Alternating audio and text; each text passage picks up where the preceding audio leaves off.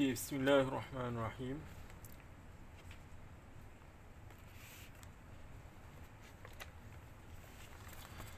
Bismillahirrahmanirrahim. Alhamdulillah, nahmaduhu wa nasta'in wa nastaghfiruh wa na'udzu billahi min syururi anfusina wa min sayyiati a'malina. Man yahdihillahu fala mudhillalah wa man yudlilhu fala hadiyalah. Asyhadu an la ilaha illallah wahdahu la syarikalah wa asyhadu anna Muhammad abduhu wa rasuluh. Allahumma salli ala sayyidina Muhammadin wa ala alihi wa sahbihi ajma'in. Amma ba'. Ya, Assalamualaikum warahmatullahi wabarakatuh. Okay, bertemu lagi kita pada petang, pada pagi hari ini, insya-Allah. Hari ini insya-Allah kita akan tengok tajuk tajuk kita yang berikutnya, iaitu tentang mahar. Tentang mahar. Jadi kita tengok hari ini tajuk kita tentang mahar.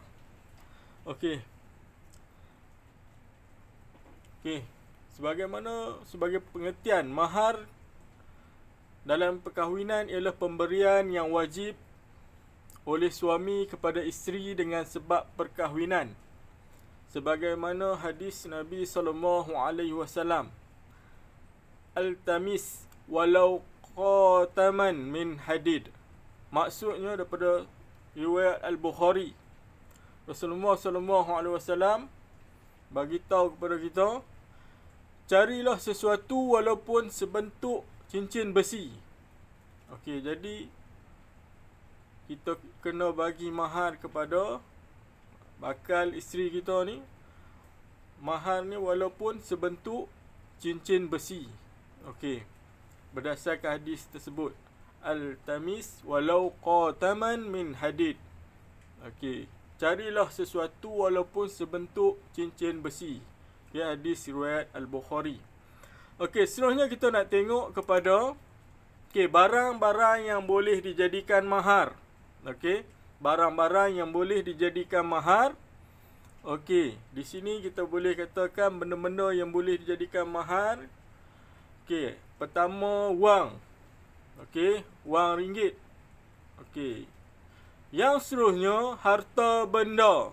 Harta benda, wang ringgit boleh dijadikan sebagai mahar. Pekerjaan, boleh jadikan mahar. Makanan, makanan pun boleh dijadikan mahar. Merdekakan hamba, merdekakan hamba juga boleh dijadikan mahar. Itu bentuk-bentuk barang-barang yang boleh dijadikan mahar untuk diberi kepada bakal isteri. Seterusnya kita tengok, kita tengok kepada kita tengok maksud mahar tadi. Mahar ni adalah dalam perkahwinan ialah pemberian yang wajib diberikan oleh suami kepada isteri dengan sebab perkahwinan. Sebagaimana hadis Nabi SAW bagi pada kita semua, "Al-tamis walau qataman min hadid." Maksudnya, carilah sesuatu walaupun sebentuk cincin besi. Carilah sesuatu walaupun sebentuk cincin besi. Dan kita tengok barang-barang yang boleh dijadikan mahar di antaranya ialah wang, harta benda, pekerjaan, makanan dan juga memerdekakan hamba. Kita tengok situ barang-barang yang boleh dijadikan wang, harta benda, pekerjaan, makanan dan juga memerdekakan hamba. Berikutnya kita tengok jenis-jenis mahar. Jenis-jenis mahar. Pertama, kita bagi kepada mahar ni pada dua. Mahar misil dan juga mahar musamma. Dua jenis kita bagi di sini. pertama iaitu mahar misil dan juga mahar musamma. Okey, apa maksud mahar misil? Okey, mahar misil di sini ialah mahar yang dinilai mengikut mas kahwin adik-beradik perempuan yang telah berkahwin dahulu dan hendaklah dinilai sama dengan mas kahwin keluarganya yang dekat sekali, seperti kakak, ibu saudara dan seterusnya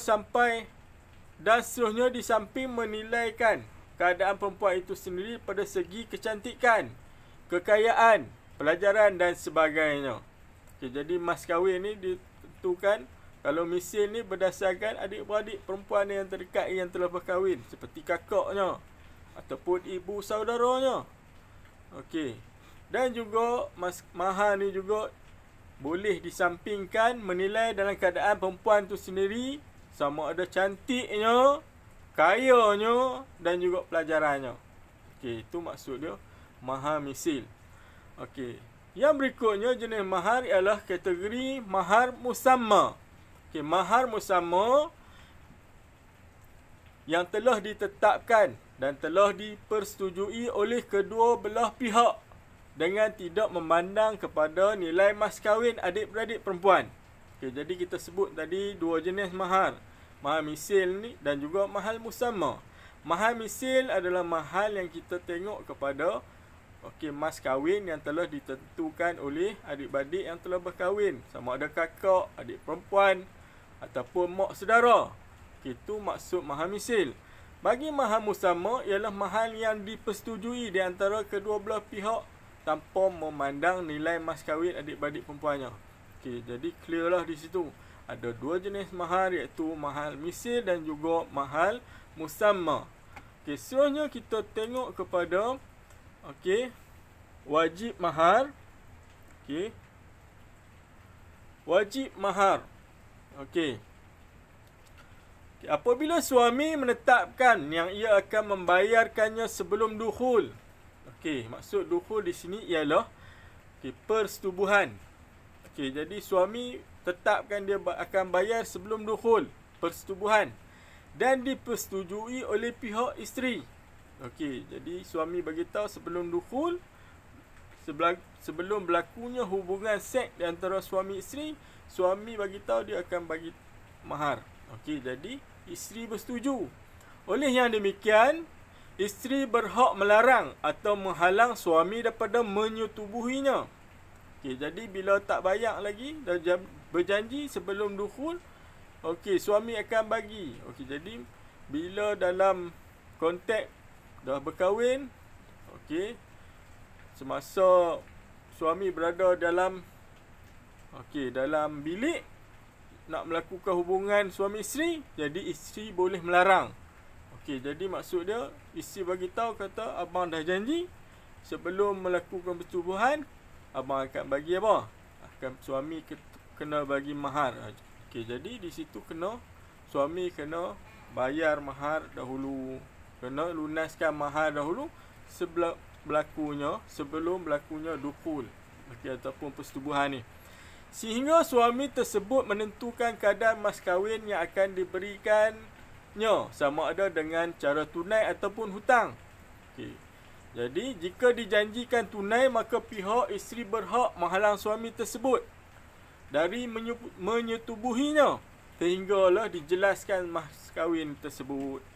Okey, jadi bila dah berjanji macam tu, terpaksa tunaikan. Okey, situasi yang berikutnya, yang kedua, bila penentuan mas kahwin itu dibuat oleh kadi dengan sebab keingkaran pihak suami daripada membuat ketetapan atau dengan sebab perbalahan ataupun perselisihan kedua belah pihak tentang kadar mas kahwin tersebut, dan bila kadi menentukan mas kahwin tersebut hendaklah dibayar tunai. Okey, ini situasi yang berikutnya kalau berlaku perbalahan tentang mas kahwin. Okey, jadi pihak kadi lah akan menentukan apa barang ataupun apa bentuk mas kahwin yang perlu ditunaikan, sama ada duit ataupun benda-benda yang kita sebut tadi. Okey, jadi hendaklah dibayar tunai. Okey, Dan seterusnya, dan seterusnya kita tengok kepada perkara-perkara yang boleh menjadikan mas kahwin gugur separuh. Gugur separuh mahar. Situasi yang pertama, apabila perceraian tersebut berlaku persetubuhan, maka gugurlah separuh mas kahwin. Apabila perceraian terjadi sebelum berlaku persetubuhan, maka gugurlah separuh mas kahwin. Yang berikutnya, sekiranya perceraian terjadi berpunca daripada pihak suami, seperti suami murtad, juga gugurlah separuh mas kahwin. Dan yang ketiga,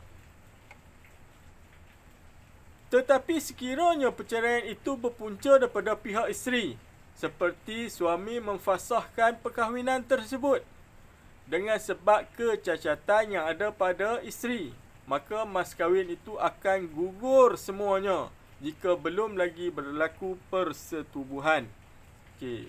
Jadi sekira mana suami memfasahkan perkahwinan tersebut sebabkan kecacatan yang ada pada isteri, maka mas kahwin itu akan gugur semua jika belum lagi berlakunya persetubuhan.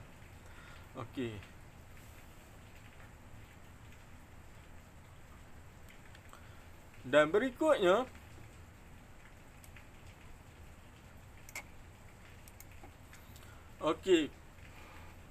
bagi matinya suami, isteri sebelum berlakunya persetubuhan.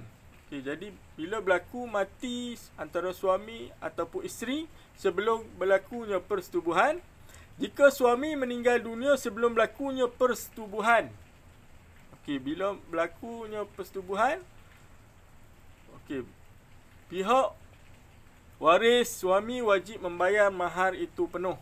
Kategori bagi jika suami meninggal dunia sebelum berlakunya persetubuhan, maka pihak waris suami wajib membayar mahar itu sepenuhnya.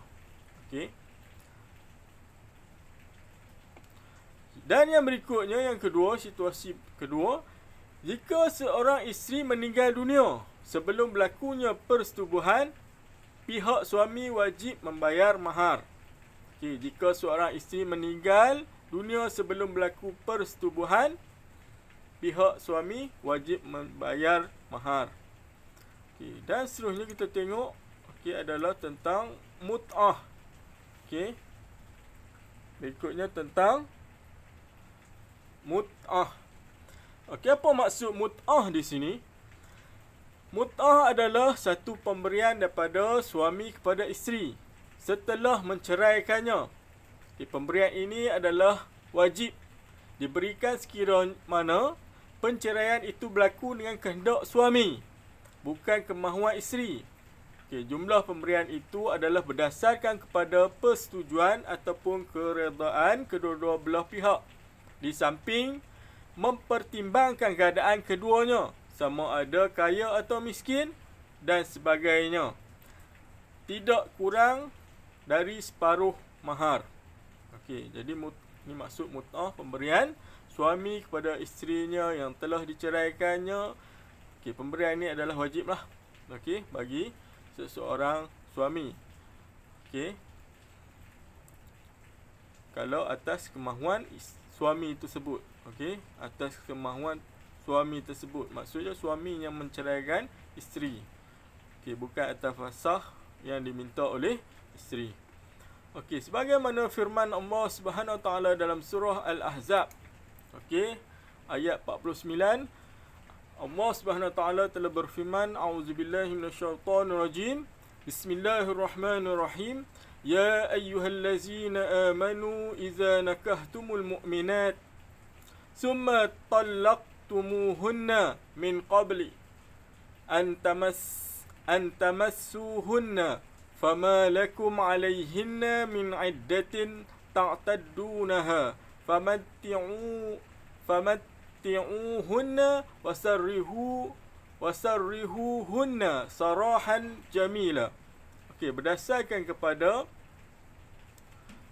ayat surah Al-Ahzab ayat 49. Bagaimana maksud dia? Allah SWT mengatakan, wahai orang-orang yang beriman, apabila kamu menikahi perempuan-perempuan yang beriman, kemudian kamu ceraikan mereka sebelum kamu mencampurinya, maka sesekali tidak wajib atas mereka iddah bagi yang kamu minta menyempurnakannya. Maka berilah mereka mut'ah dan lepaskanlah mereka itu dengan cara yang sebaik-baiknya. Okey, berikut adalah daripada surah Al-Ahzab. Okey, Allah SWT telah memberitahu bahawa maka suami itu perlulah memberi mut'ah kepada isteri yang telah diceraikan. Okey, seterusnya kita nak lihat adalah mengenai tanggungjawab suami. Okey, tanggungjawab suami. Okey, pertama, tanggungjawab suami mestilah menyediakan mahar untuk isteri. Okey, menyediakan mahar untuk isteri. Okey, yang kedua, menyediakan tempat tinggal untuk isteri dan anak-anak. Okey. Yang ketiga, memberi nafkah, makanan dan minuman, pakaian, alat-alat keperluan dan sebagainya mengikut yang perlu. Okey, yang keempat, memberi nafkah batin dan layanan baik kepada isteri. Okey, yang kelima, adil kepada isteri-isteri sekiranya berpoligami. Okey, yang keenam, memberi didikan agama. Okey, dan yang keenam, yang ketujuh, menjaga keaiban dan rahsia rumah tangga. Okey, itu adalah tanggungjawab bagi suami. Okey, berikutnya kita melihat kepada tanggungjawab isteri. Okey, di antara tanggungjawab isteri, pertama, mestilah mentaati suami dalam sebarang perkara yang tidak mendatangkan kemurkaan Allah Subhanahu Wa Taala. Okey. Yang kedua, tanggungjawab isteri adalah memelihara kehormatan diri dan maruah suami. Okey, yang ketiga, memelihara harta benda suami, menguruskan rumah tangga serta mendidik anak-anak. Okey, itu di antara tanggungjawab isteri. Dan yang keempat, tidak membenarkan orang yang tidak disenangi oleh suami masuk ke dalam rumah. Okey. Dan yang kelima, tidak keluar rumah tanpa mendapat keizinan suami. Okey. Dan yang seterusnya, merendahkan suara apabila berkata-kata dengan suami. Okey, itu di antara tanggungjawab isteri. Dan berikutnya kita melihat kepada tanggungjawab bersama ataupun tanggungjawab suami dan juga isteri. Okey. Tanggungjawab suami dan isteri. Okey. Jadi pertama, mestilah bersifat amanah. Suami hendaklah saling mempercayai dan tidak boleh mengkhianati. Yang kedua, tanggungjawab bagi suami isteri, mestilah berkasih sayang dan saling hormat di antara satu sama lain. Okey, dan yang ketiga, berakhlak dan bersopan santun, lemah lembut dalam pergaulan, saling menghargai dan menghormati. Okey, yang keempat, suami isteri berkewajipan memelihara hubungan baik antara ibu bapa serta ahli keluarga kedua belah pihak. Okay, dan yang kelima, memberi kasih sayang dan pendidikan yang sempurna kepada anak-anak. Yang keenam, mempertahan dan memperkukuhkan kerukunan rumah tangga. Okey, dan yang terakhir bagi tanggungjawab suami dan isteri ialah istimta'. Okey, istimta' ni maksud dia adalah hubungan kelamin. Okey, istimta' juga kita maksud dia berseronok. Okey, istimta'. Okey, dalam konteks ni kita kata dia sebagai hubungan kelamin lah. Okey, dan berikutnya kita nak lihat tanggungjawab anak-anak. Okey, tanggungjawab anak-anak. Okey. Okey, pertama, tanggungjawab anak-anak mestilah bercakap dengan lemah lembut. Okey. Yang kedua, sentiasa menyayangi dan menghormati mereka. Okey, dan yang ketiga, sentiasa taat dan mematuhi mereka selagi menepati syariat Islam. Okay, dan yang keempat, sentiasa mendoakan kesejahteraan mereka. Okay, dan yang kelima, memanggil mereka dengan panggilan dan nada yang baik. Okay, yang keenam, menghulurkan pertolongan di saat mereka memerlukan. Yang ketujuh, selalu menziarahi mereka apabila tinggal berasingan. Okay, dan yang ke-8, memastikan kesihatan mereka terjaga. Yang ke-9, menjaga keselamatan mereka. Okay, dan yang terakhir, tanggungjawab anak-anak adalah menghulurkan bantuan keuangan kepada ibu bapa. Okey, itu secara kita melihat tanggungjawab bagi suami isteri, tanggungjawab anak-anak, okey, tanggungjawab bersama. Okey, setakat tu saja pengajaran dan pembelajaran kita pada hari ini. InsyaAllah kita akan berjumpa di lain masa. Setakat tu saja. Wabillahi taufiq wal hidayah. Assalamualaikum warahmatullahi wabarakatuh.